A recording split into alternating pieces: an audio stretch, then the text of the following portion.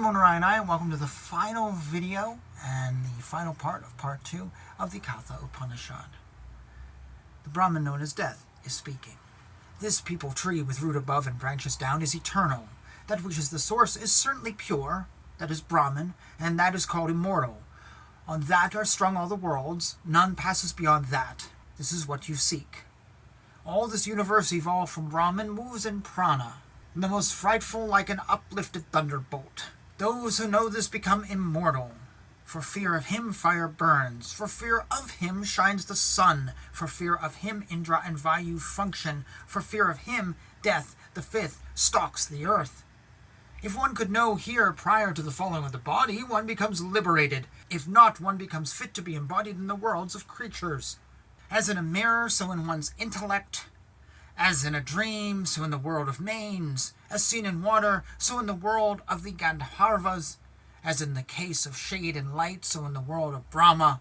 The intelligent man, having known the different nature of the senses originating separately from their causes, as also their rising and setting, does not grieve. The mind is subtler than the senses. Subtler than the mind is the intellect. Mahat, the Hiranyagarbha, is subtler than the intellect. Subtler than Mahat is the unmanifested. But subtler than the unmanifested is Purusha, all-pervading, and without a distinguishing mark indeed, knowing whom a mortal becomes freed and attains immortality. His form does not stand within the scope of vision. None behold him with the eye, but the intellect restraining the mind, and through meditation he is revealed. Those who know this become immortal. When the five senses of knowledge are at rest together with the mind, and the intellect is not active, that state they call the highest.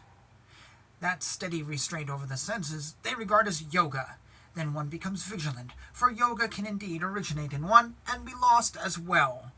Not by speech, not by mind, not by the eye can it be attained, except in the case of one who says it exists. How can it be known by anyone else? The self should be apprehended as existing, and also as it really is. Of these two aspects, to him who knows it to exist, the true nature is revealed. When all longings that are in the heart vanish, then a mortal becomes immortal and attains Brahman here. When all the knots of the heart are cut asunder here, then a mortal becomes immortal. Only this much is the instruction.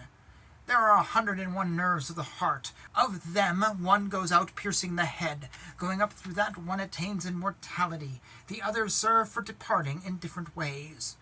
Purusha, of the size of the thumb, the inner self, is ever seated in the heart of all living beings. One should with steadiness separate him from one's own body as a stalk from the munja grass. One should know him as pure and immortal. One should know him as pure and immortal. Thus spoke the Brahman. The householder, Nachiketas, then, having acquired this knowledge imparted by the Brahman known as Death, as also the instructions on yoga in entirety, attained Brahman, having become dispassionate and deathless. So does become anyone else, also, who knows the inner self thus. And thus ends this Upanishad.